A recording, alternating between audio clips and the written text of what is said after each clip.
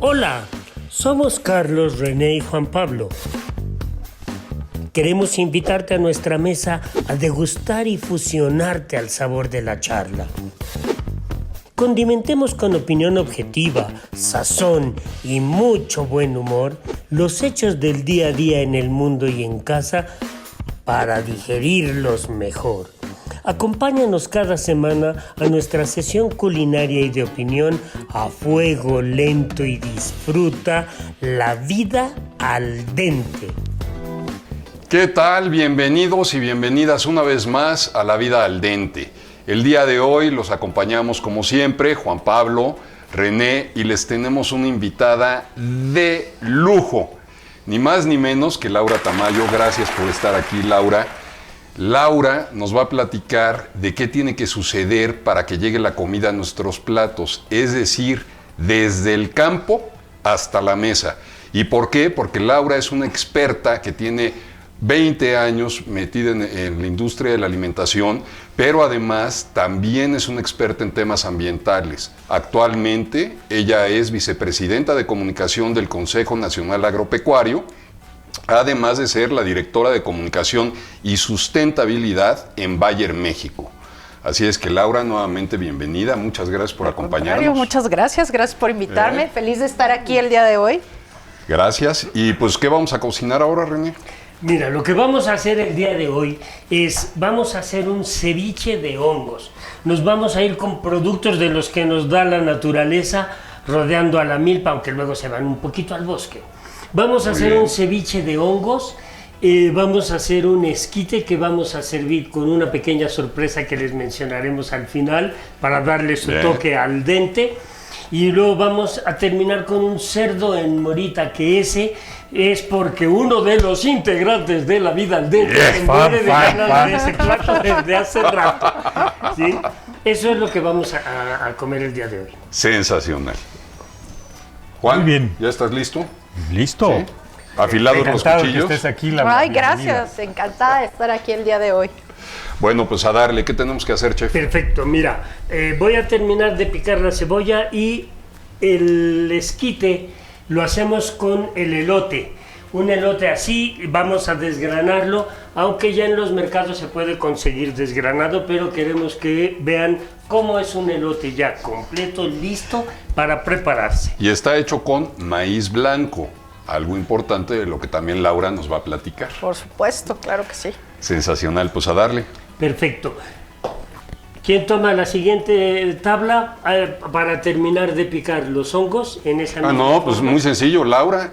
Digo, Venga. por favor. Que queden Sí, nomás sí. así los cuadritos. Así, Sí. cuadritos bien hechos. Por Sí, favor. el arte, Que va, el arte. Va que va.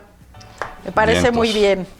A ver Pues si Laura, lo logro. cuéntanos, porque fíjate que en otros capítulos hemos también platicado de las dificultades que enfrentan los productores de alimentos para llevar la comida al mercado y eventualmente que llegue a la casa, y todos los retos de alimentación que enfrentamos como seres humanos, ¿no?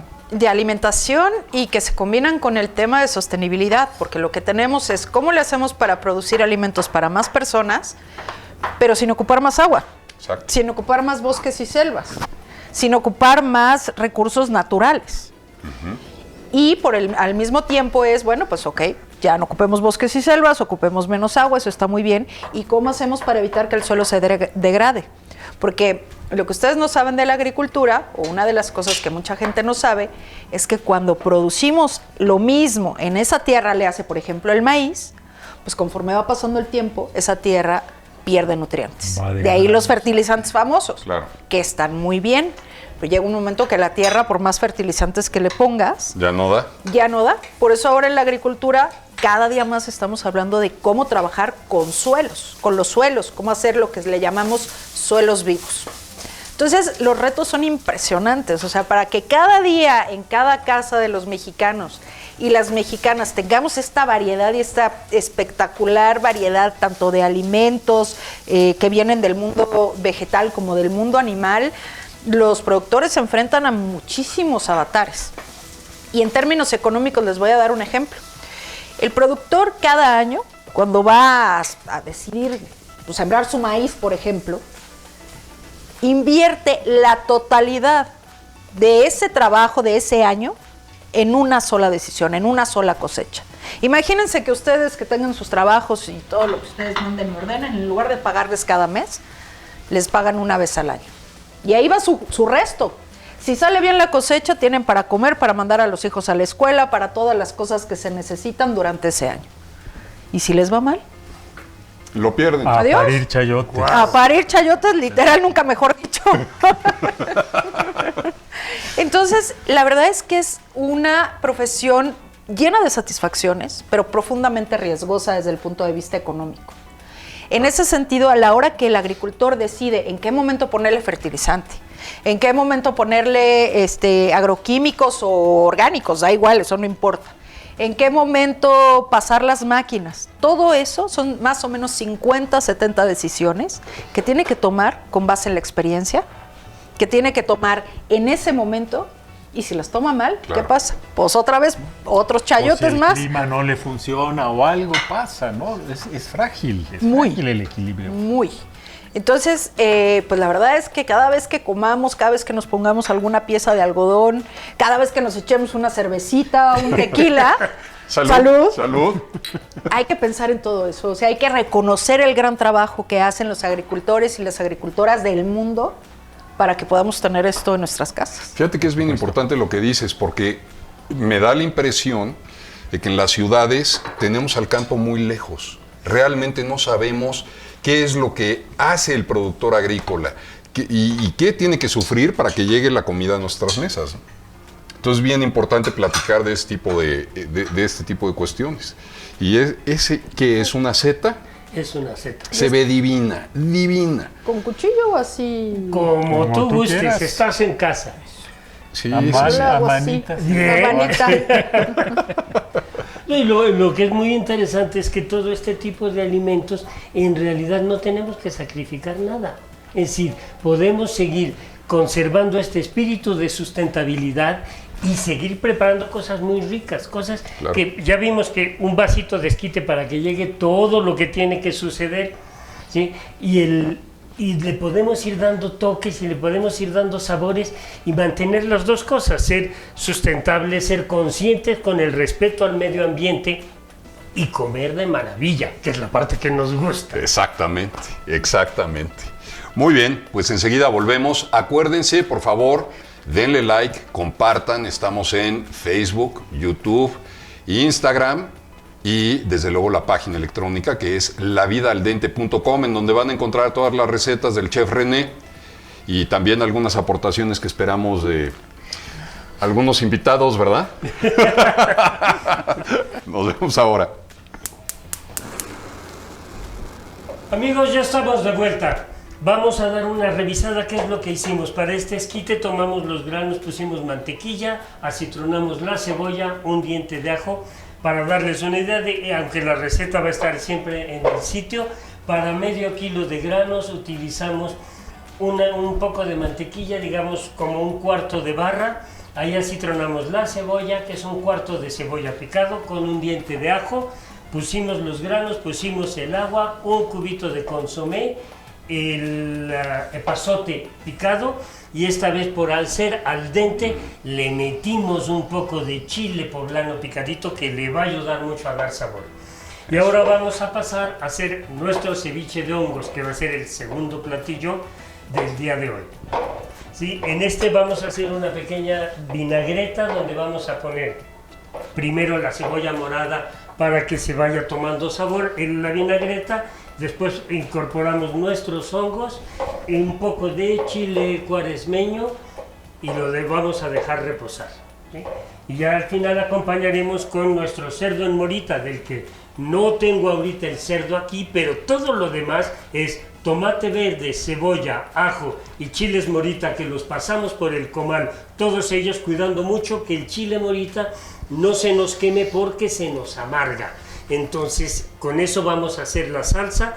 Tomamos nuestra carne de puerco, la sellamos muy bien con un poco de manteca durante 10 minutos, le pusimos cubitos de papa, le vaciamos la salsa y le dimos camino para adelante, media horita a fuego medio bajo y con eso tenemos, con eso vamos a tener. Y yo ya lo probé y está buenísimo. Pues Ay, eres el del qué antojo. presumido. ¿Y Eres cómo el- sabes que no se te quemó o que se te quemó? Sí. Cambian de color y huelen demasiado fuerte, ya huelen a quemado. Ok. Sí, es nada más una pasadita. Con sus tuesta, venitas, con y todo, todo, así, sí, recién salido de la Para bolsa. que amarre. Para que amarre. Y además, cuando está bien tostado, huele luego. En ese momento se retira del Y si lo quisiéramos menos picoso, ¿se vale quitarle la avena y eso? ¿Le ¿Sí le puedes baja el quitar picor la o avena? no? Sí, Sí. mucho. Las semillas y la avena. O O puedes luego inclusive- lo ponen en agua, ¿no? ¿O no? Eso no, eso Es otro modo de hacerlo. Ok. Ahí lo que haces es con agua hirviendo, los pones y los rehidratas. Aquí los estamos tostando para volverlos a mezclar y que nos dé ese toque de ahumado que pierde cuando lo estamos rehidratando. Fíjense bien, auditorio, cómo están en su terreno. Este bar mantiene su conversación. No, perdón. Entre No, chefs se perfecto, entienden. muy bien. Entre chefs se entienden. Oigan, y cuidado con el chile morita porque está pesado. Digo, a mí me encanta, pero pues sí, mídanle. Pero fíjate que ahora que lo mencionas, finalmente, si no lo quieren muy picante, pueden sustituirlo y utilizar un chile ancho, que es un Claro. poblano seco y ahumado, o pueden utilizar pasilla, Que no guajillo, pica. cualquiera de Sí. los chiles, o hasta una mezcla de chiles. Es muy rico cuando uno trabaja con 2 o 3 chiles, se hacen una salsa sensacional. Yo aquí porque el morita, Carlos me dijo que tenía ganas de su cerdo en morita. Con la Es un cara de guiso felicidad. Wisconsin. Muy bien. Pues entonces voy a empezar aquí. Sale, adelante. ¿Y entonces qué vas a poner primero? Dijiste la cebolla, al limón. El Que limón. está re caro, Ok. poquito. Sí, no, fíjate, tenemos aquí Es la parte un más equipo cara, de ¿no? seguridad que cuida los Sí, limones. por favor. Y es que precisamente ahorita que hablamos de precios de alimentos, digo, en el pasado hemos experimentado ya fenómenos climáticos que han impactado en los precios de los alimentos. Ahora hay un conflicto de aquel lado del mundo, pero yo recuerdo cuando hubo una gran sequía y entonces Rusia, que es un gran productor de trigo, produjo menos y entonces el precio del trigo en todo el mundo también se vio afectado. Lo mismo ocurrió con el maíz, que Estados Unidos es el principal productor del mundo. Con esa misma sequía, las cosechas fueron menores y así sucesivamente. Y al final volvemos al tema del clima y la alimentación y por qué es importante, ¿no? Y la sustentabilidad en ese sentido, porque Claro. la agricultura es víctima y victimario, desafortunadamente, cuando hablamos de sustentabilidad. Es decir, víctima en cuanto a los cambios climáticos, pues sí, de repente unas sequías tremendas, vientos, ya se te amoló la cosecha. Y victimario en cuanto a lo que platicábamos de pues el mal uso de la tierra, en cuanto a utilizar bosques y selvas, en sobreexplotarlos para el uso agrícola, en los temas del agua. Y ahora que comentas en la situación de desafortunada que está pasando en Ucrania, Ucrania es el cuarto productor de trigo en el mundo. Sí. Y ustedes dirán, pues a nosotros qué, pues está bien lejos, ¿no? ¿Cuál es el problema? O el maíz, ¿no? El típico, no, pues es que en Estados Unidos ya aumentó el maíz o hubo una sequía. Pues a nosotros qué, si somos el pueblo del maíz, el país del maíz. Pues desafortunadamente en este mundo moderno, los precios de estos productos se establecen a nivel internacional. Es decir, hay un mercado de trigo donde toda la producción entra, no importa dónde esté. En el caso del maíz es la misma historia. Si el maíz incrementa por alguna cuestión de sequía del otro lado del planeta, nos afecta en México directamente. En ese sentido, a veces los productores se ponen contentos porque pues ganan más, la verdad que sí, Sí. pero pues al consumidor le va Los consumidores como en no nos feria. ponen los Pero es contentos. siempre un tema de equilibrios, ¿verdad?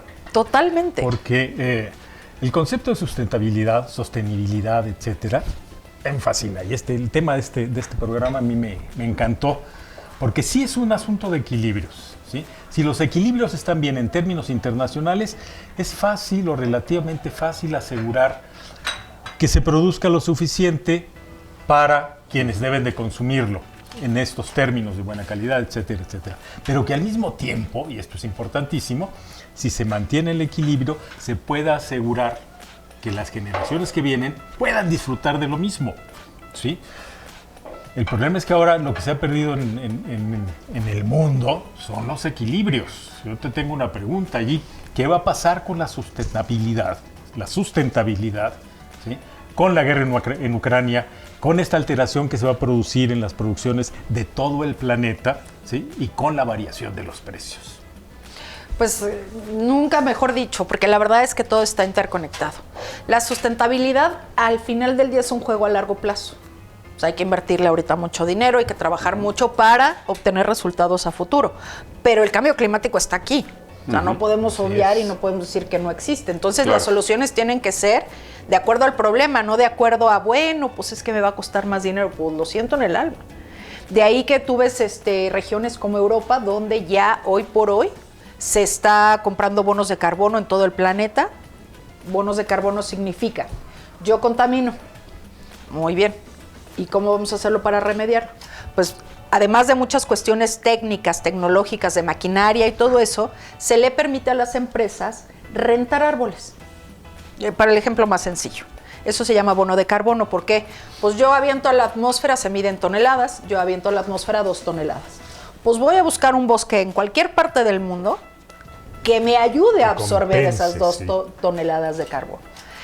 ¿Por qué es importante para la agricultura y para nuestro país? Pues porque, por ejemplo, podríamos vender bonos de carbono de los árboles de aguacate, o de los árboles de mango, o de los limones, O de las palmeras. o de las palmeras. Todo esto. Entonces, ahí tenemos un incentivo bien interesante para sembrar más árboles.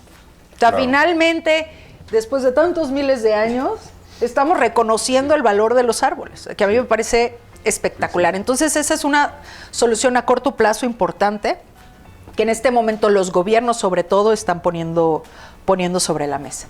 Y en términos de la producción alimentaria, lo que les platicaba, el problema es, tienes más personas, hay que alimentar a más personas, por un lado. Pero por el otro lado, pues tienes que evitar que siga aumentando el cambio climático y la temperatura en la Tierra. ¿Dónde se encuentran estas dos, esta problemática y esta solución?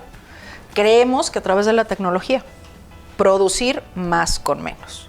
Si producimos más con menos, vamos a ayudar al agricultor, vamos a ayudar al consumidor, vamos a ayudar al medio ambiente y vamos a ayudar al planeta. Esa es la belleza de la tecnología, que va a permitir que el agricultor gaste menos dinero. La tecnología y las decisiones políticas compartidas. Porque Totalmente. Si no jala. Totalmente. Muy bien, seguimos platicando en un momento. Creo que ya está casi por estar aquello. Y ya nos vamos a la mesa porque, como siempre, yo ya tengo hambre, mi querido chef. Y tú ahí. Todo le gusta, en fin, y le pone ritmo. En fin. Sí, que ahora sí, para no interrumpir. Es por como eso, güiro o César. maraca, ¿verdad? Sí. Como güiro o maraca. Traca, taca, traca, taca, traca. Ahora regresamos.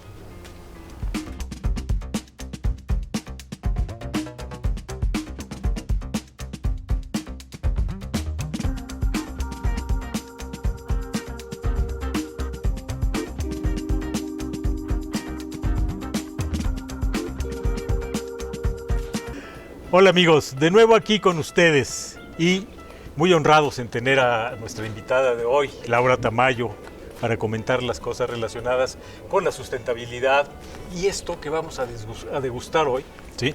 Y la relación que tienen con ese concepto. Comencemos. Muy bien. Y estábamos hablando de la importancia de la tecnología para la sustentabilidad y para la producción de alimentos.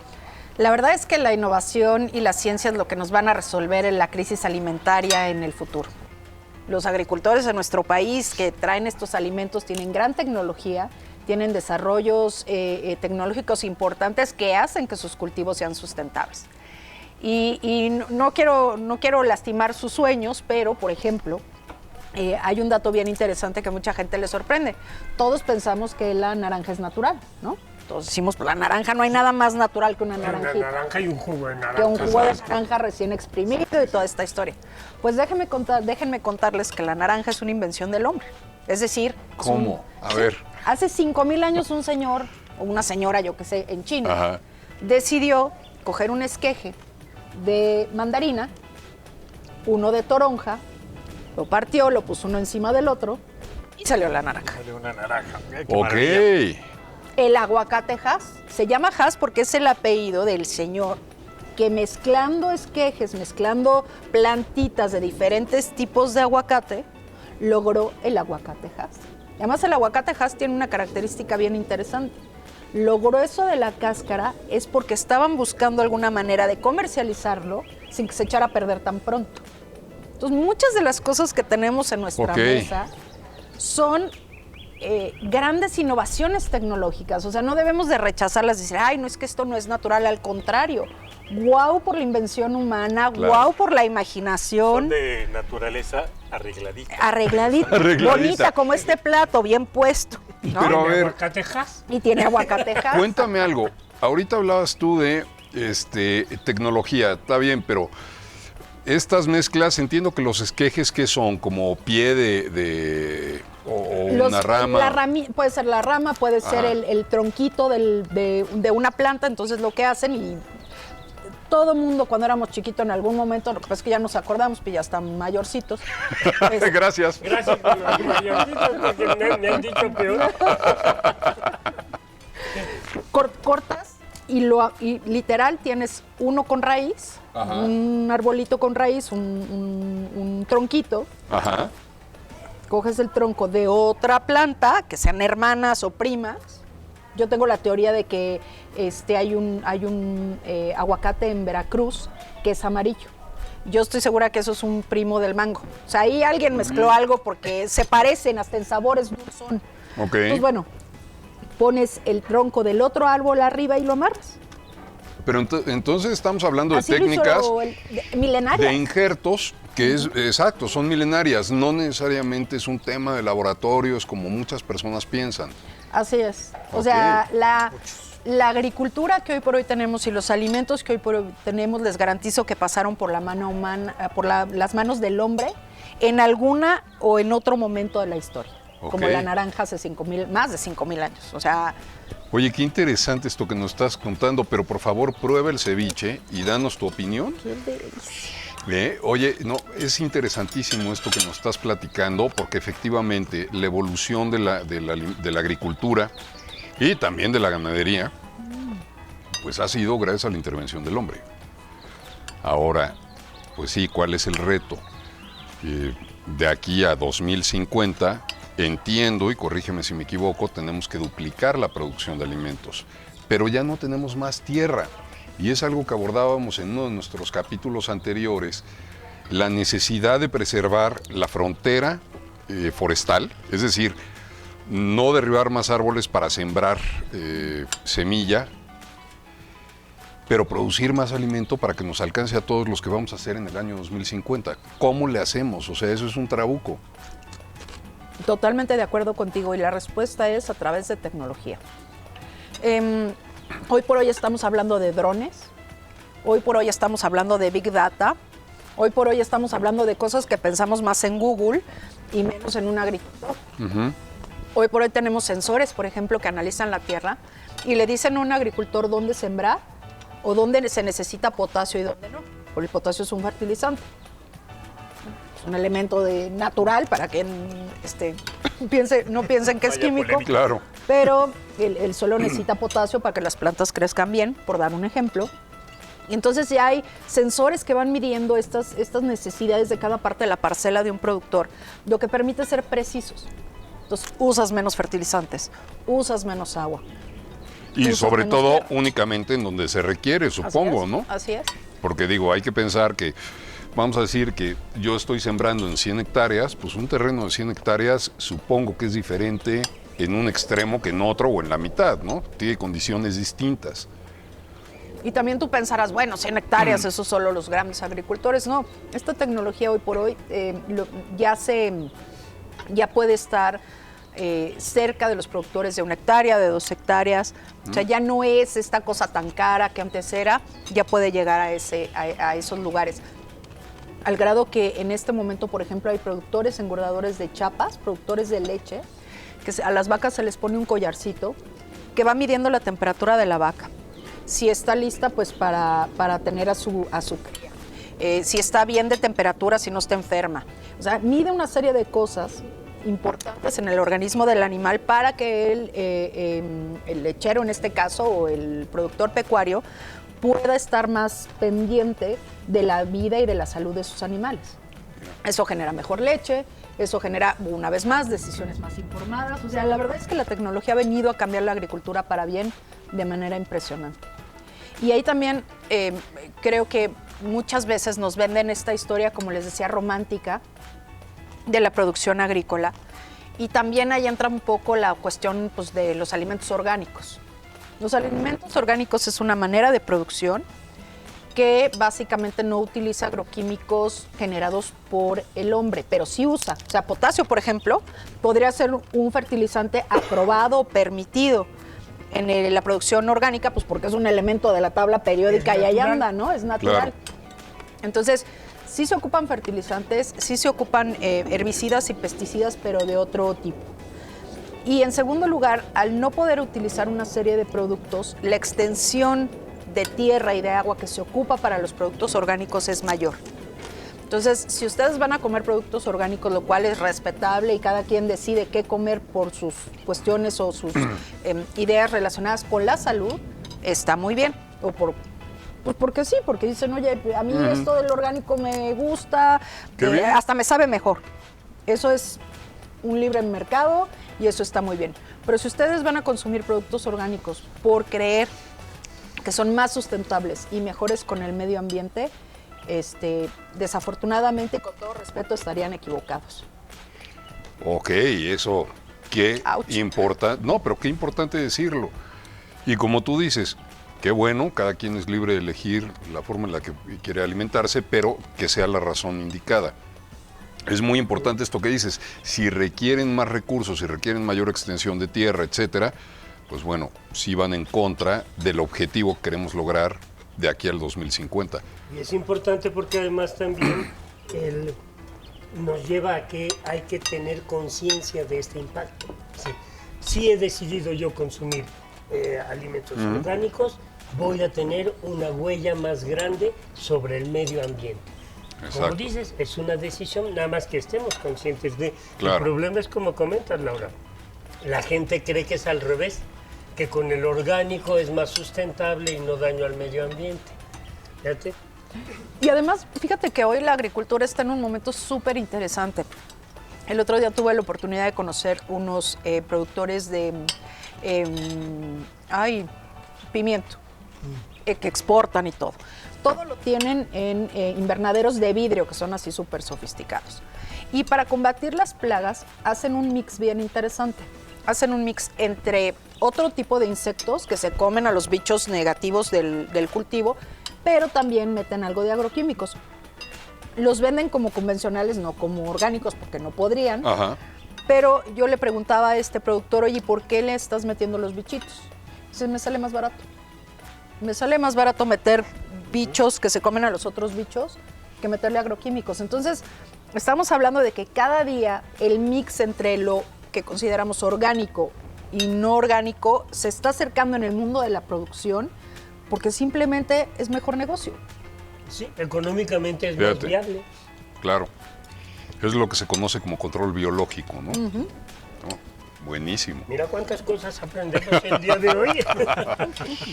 Sí, bueno, y luego hay fenómenos climáticos, como entiendo yo en regiones de Sinaloa, sur de Sonora, que ya que están crecidas las plantas, hay una temporada del año en donde llegan unos vendavales, pero brutos, man, y tiran las plantas, y lo que se conoce como el acame.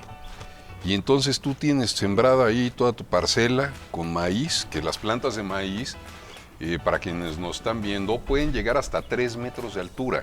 O sea, son realmente, pero si se fijan, pues digo, es un tallo relativamente frágil o débil. Como una caña, ¿no? Es como una caña, pero con esos vientos, pum, y se te cae la producción, man. Y pierdes todo. Y pierdes todo. Y es alimento que evidentemente nunca llega a las mesas. Entonces no solamente pierde dinero el productor, sino que todos como población pues perdemos disponibilidad de alimento. Del maíz para nuestras tortillas y del maíz y del elote para nuestros esquites.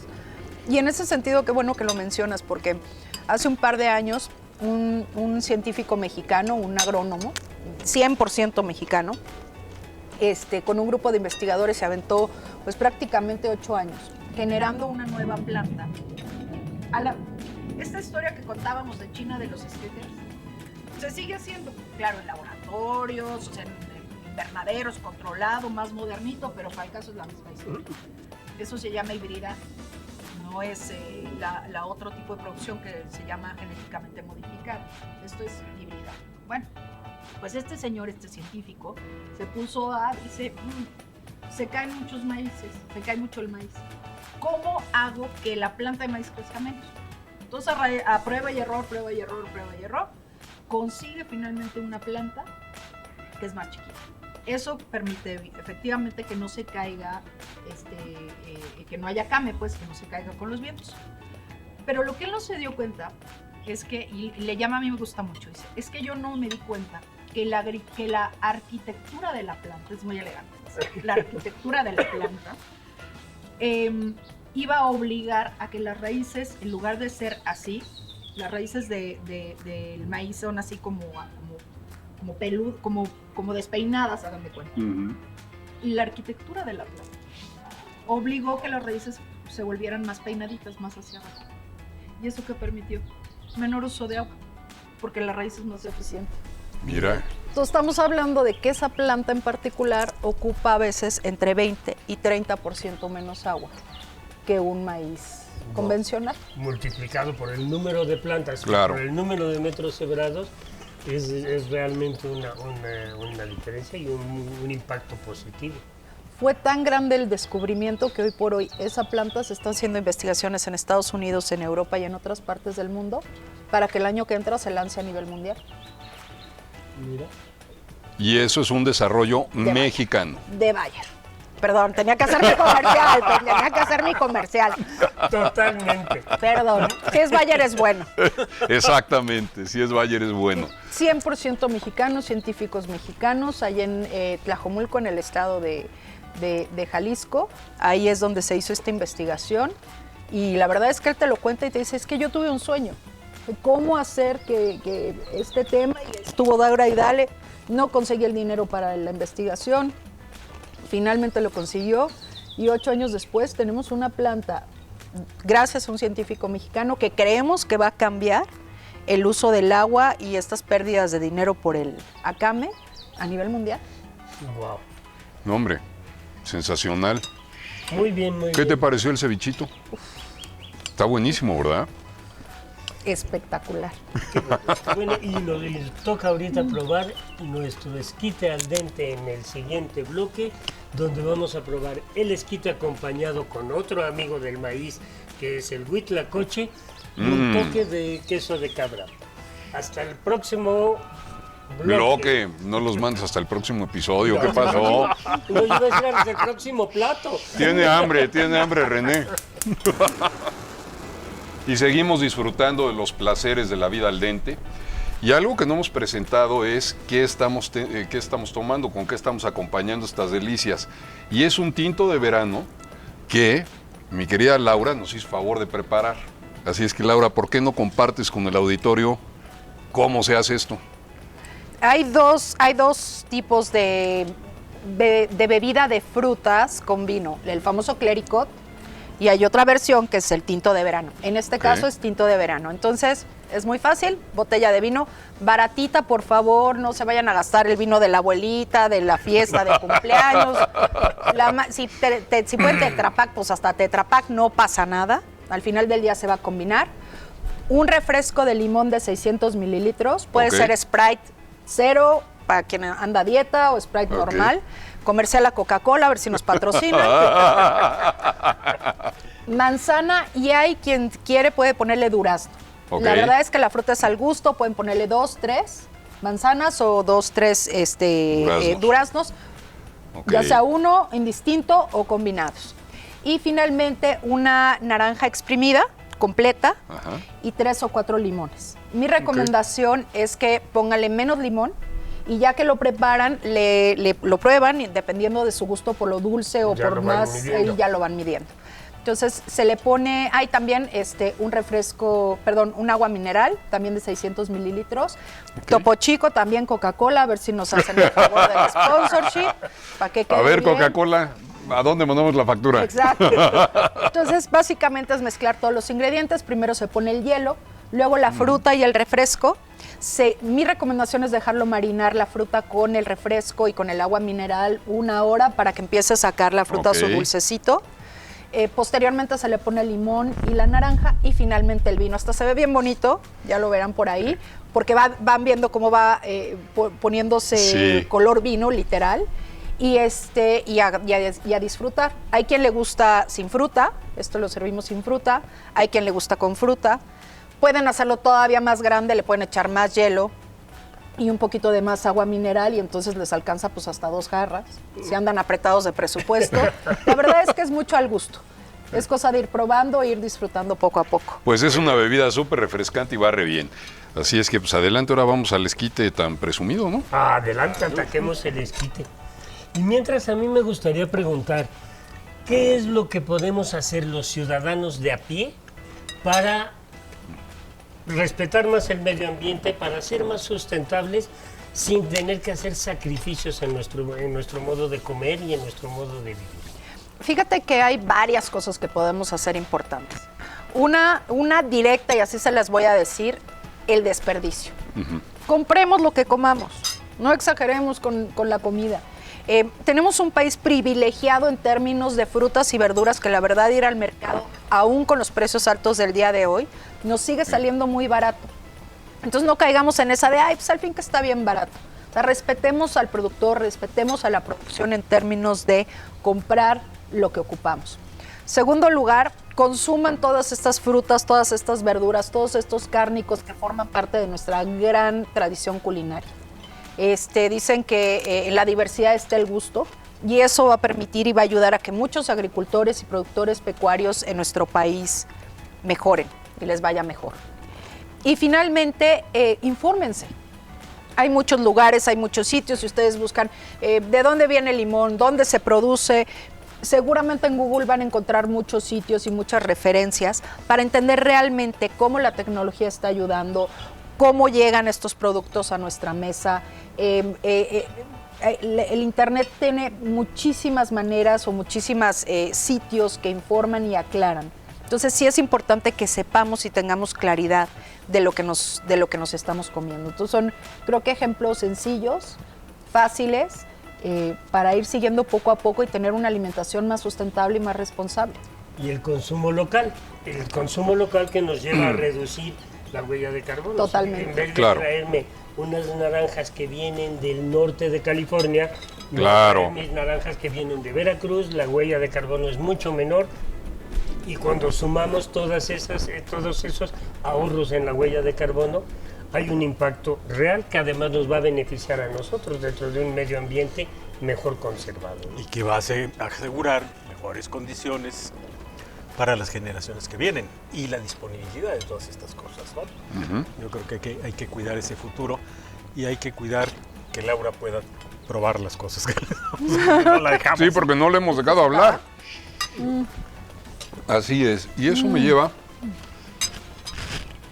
a lo que solemos hacer en todos estos programas. ¿Qué reflexión final podemos dejar? Y quizá ahora empezamos contigo, Juan, precisamente para que Laura pueda degustar el esquite. Eso es una venganza. Estos temas, decía yo antes, me encantan porque sí apuntan hacia el futuro, ¿no? Al respeto incluso de los que todavía no están. Yo tengo una convicción y es que vamos a tener que ir dejando poco a poco la potestad de las distintas regiones y de las distintas poblaciones para hacer lo que les dé la gana con la tierra, con la sostenibilidad y todas estas cosas, ¿no? Y encaminándonos hacia una forma de organización que va a tener que avanzar cada vez más hacia lo global, ¿sí? En donde si hay alguna forma de producción en alguna región del mundo que sea lesiva, tanto en términos de contaminación, ¿sí? O de cuidado de las otras formas de sustentabilidad, pues va a haber que echar montón allí, ¿sí? Y convencer de que se hagan las cosas distinto, más articuladas, más equilibradas, más en orden del interés de todos. Y compensar, porque hay poblaciones que viven de cosas distintas ancestralmente, y a lo mejor ahora ya no son tan convenientes, pero pues hay que compensar y hay que sustituir. Y eso solo se puede hacer en términos que rebasan lo regional, que rebasan lo nacional, ¿sí? Y que apuntan hacia lo global. Necesitamos organizaciones más fuertes, más poderosas, más sabias en términos tecnológicos y más capaces de explicar qué es lo que es necesario para asegurar la sobrevivencia de la especie. Totalmente de acuerdo contigo. Mi querido René. No me deja mucho que decir, pero no, creo que sí hay mucho que decir. Y creo que es esta toma de conciencia y el hecho de saber que, como decía Laura, no basta con que lo pueda yo adquirir. Si no lo requiero, no lo debo de adquirir. Claro. Por respeto al medio, por respeto a evitar el desperdicio. Y es el modo de ir creando conciencia y saber que si no tomamos nosotros la posición de saber que nos tenemos que cuidar nosotros y a todos los que están juntos, porque todos estamos teniendo injerencia en el medio ambiente, ¿sí? Y el único modo de poderlo cuidar y poderlo llevar para, como dice Juan Pablo, para los que vienen, es ese, es esta conciencia y este modo de trabajarlo y de ir ajustando nuestra vida, como la hemos ido ajustando con los eventos que hemos tenido de pandemia, etcétera, donde hemos aprendido a vivir bien bajo las nuevas condiciones. Hagámoslo y busquemos ese tipo de nueva vida que nos va a permitir mejor vida para nosotros y para todos los demás. Así es, y el tema del desperdicio creo yo que es clave. Tenemos que aprender a vivir diferente, usando solo lo que necesitamos. Laura, ¿alguna reflexión final que quieras compartir? Creo que una cosa que me faltó en términos de qué podemos hacer como consumidores es, nosotros tenemos el poder. Es decir, nosotros decidimos qué comprar y qué no en el supermercado. Tomémonos un poquito de tiempo de ver qué hay detrás de esa empresa, si esa empresa tiene prácticas sustentables o no. Muchas veces compramos y, pues qué me importa, quién sabe cómo lo haga la empresa, a mí me gusta y venga. Tomemos la decisión de un producto u otro, no solamente en términos de calidad, del producto y del sabor, sino también en términos de cuáles son las prácticas sustentables de esas compañías. Si nosotros como consumidores empezamos a obligar a las empresas bajo la decisión de compra a que tengan prácticas más sustentables, esto va a cambiar en 2 segundos. Sensacional, muchas gracias. A mí no me queda más que agradecerte una vez más que nos hayas acompañado. En verdad, tu conversación estoy seguro que es del interés de muchos de las personas que nos ven. Tus aportes pues son invaluables y te estaremos invitando más adelante para seguir conversando sobre este tema, sobre las novedades que tengas para contarnos de qué está ocurriendo con la producción de alimentos. Y pues nada, agradecerte nuevamente tu visita. Este es tu programa.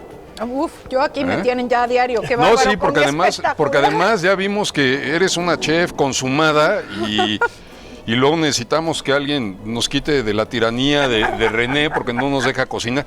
¿Notaste? ¿Notaste que ahora sí tú y yo no metimos ni las manos? Nada, ni partimos cebollas. Nada. Ahora sí nada.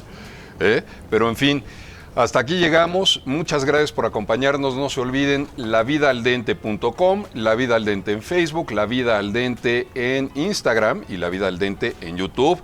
Compartan, den like y nos vemos en la próxima. Hasta luego.